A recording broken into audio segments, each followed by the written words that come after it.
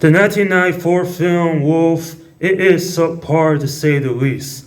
That doesn't mean I outright hate this one. It's just it has a whole lot of issues to keep it from being a whole lot better in my opinion.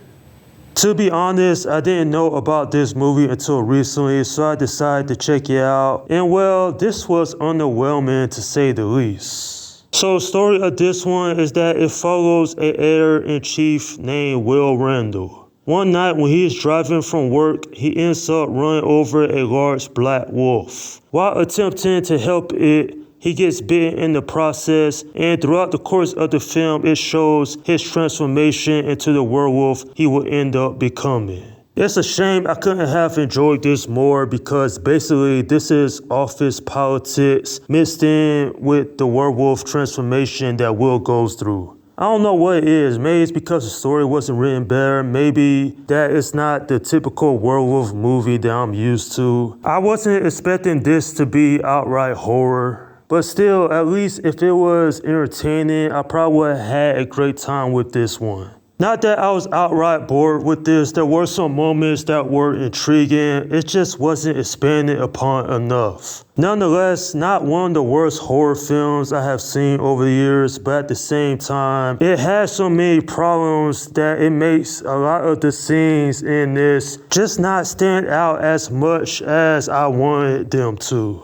When it comes to the characters though, what I thought about them? Well, honestly, I wish they was written a little bit better. The acting is good for what it is. Jack Nicholson playing Will, he does such an excellent job here. His character, Will, definitely he had that accent in the beginning, and then all of a sudden he's becoming a werewolf. Speaking of which, this film not once says werewolf. They either say demon wolf or just wolf. I'm like, really?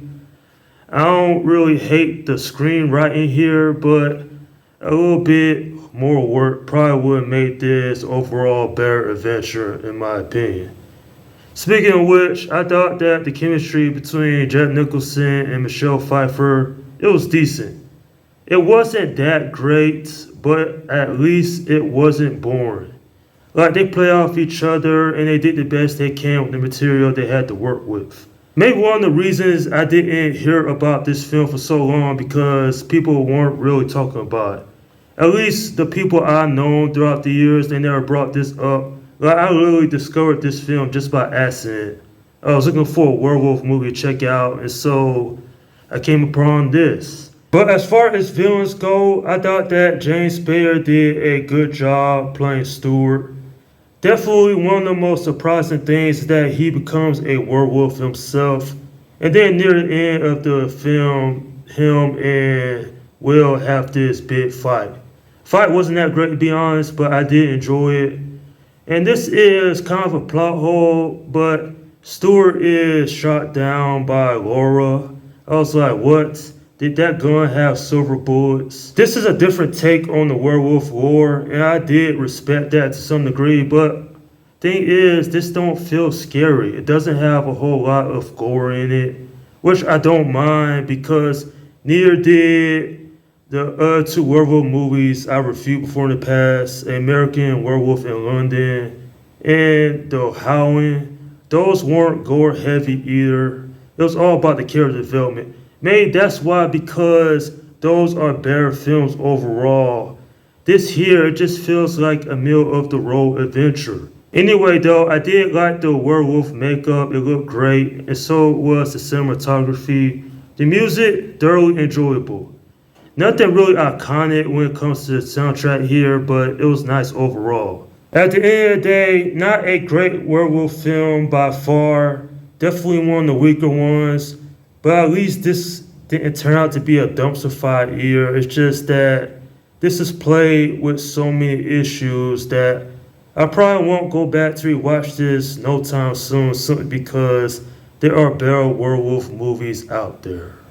I'm giving this film a 6 out of 10. Yeah, there's nothing special about this one. And another complaint I have about it is that there's no werewolf transformation scene. I was so disappointed because I was expecting one. And so when it didn't show up, I was like, are you serious? They had CGI back then, they had practical effects. So honestly, there should have been one because it would have been cool to see. Not only that, but I also think the runtime being over 2 hours, if they would have shaved off 15 minutes, then some of the scenes wouldn't felt like they're dragging on at times. I was almost bored with this, but it did enough to keep my attention. But this is also a far cry from being one of the best horror movies of that decade, considering it should have turned out to be a whole lot better. And that is my review of Wolf. Alright, leave your comments down below in the section and let me know what you think about this movie. Okay, this is Slim Guy 172 saying, peace out.